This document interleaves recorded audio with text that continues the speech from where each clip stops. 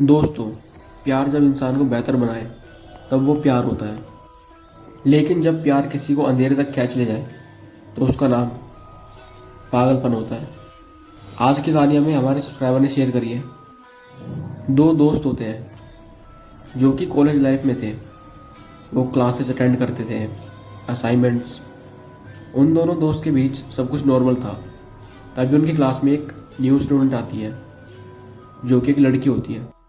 वो लड़की दिखने में काफ़ी मैच्योर लगती है और वो अपनी दुनिया में रहती थी, अपनी पढ़ाई पे फोकस करती थी और ज़्यादा किसी से बात भी नहीं करती थी। उसका दोस्त धीरे धीरे उस लड़की की तरफ अट्रैक्ट होने लगा, साइलेंट क्रश टाइप। उसका दोस्त उस लड़की के पीछे पागल हो गया था प्यार में।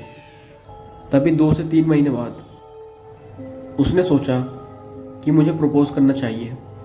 लेकिन बहकी हुई हिम्मत ने उसने सबके सामने उसको प्रपोज कर दिया, पूरे कॉलेज के बीच में। और उस लड़की ने सीधा साधा क्लियर जवाब दिया, no I don't feel the same for you. उस लड़की ने मना कर दिया। बस यहीं से उस दोस्त में एक छोटा सा क्रैक आ गया था जो कि एक दलदल बनने वाला था। लड़की का मना करना उसके ईगो को चुभ गया। उसने फीलिंग्स को प्यार नहीं बल्कि चैलेंज मान लिया। उस लड़के का दोस्त लेट नाइट तक लाइब्रेरी या हॉस्टल की टेरेस पर किताबें पढ़ता था। और वो किताबें कोई मामूली किताबें नहीं थी। वो किताबें होती थी ब्लैक मैजिक की, वशीकरण की, एनर्जी इन्फ्लुएंस की और तंत्र की। वैसी चीज़ें जिनके पास नॉर्मल लोग कभी नहीं जाते। पहले दोस्त को लगा ब्रेकअप वाला रिएक्शन है, पर धीरे धीरे कुछ और ही होने लगा था। और वो लड़की जो क्लास में कॉन्फिडेंट थी अब अक्सर बेचैन रहती थी। कभी आंखों का डायरेक्शन लॉस्ट होना, जैसे वो फिजिकली तो एक क्लास में थी पर मेंटली उसका दिमाग कहीं और था। प्रोफेसर क्वेश्चन पूछते तो वो चुप रहती।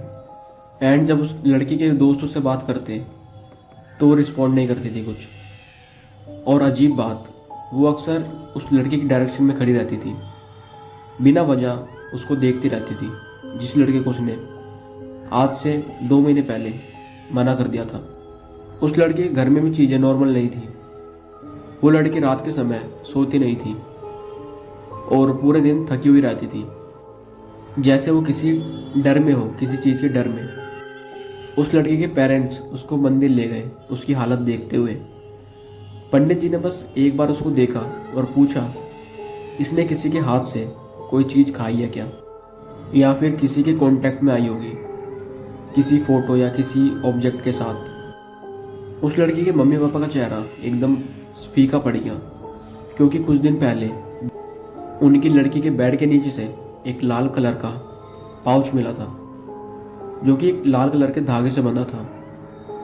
उन्होंने समझा शायद कोई मजाक होगा या फिर कुछ और चीज़ होगी इसमें। पंडित जी ने धीमी आवाज़ में बोला, तुम्हारी लड़की के ऊपर किसी ने वशीकरण करा है। उस लड़के के घर वाले पंडित जी के सामने रोने लगते हैं और उनसे एक ही बात बोलते हैं, प्लीज़ पंडित जी हमारी बेटी को ठीक कर दो। तो पंडित जी कुछ पूजा करके उस लड़की के हाथ में एक कलावा बांध देते हैं और वो कहते हैं, अब तुम्हारी लड़की ठीक है। वो लोग अपनी लड़की को घर ले गए थे। रात के समय लड़की काफ़ी शांत थी और वो बस मंदिर से आके सोई रही थी।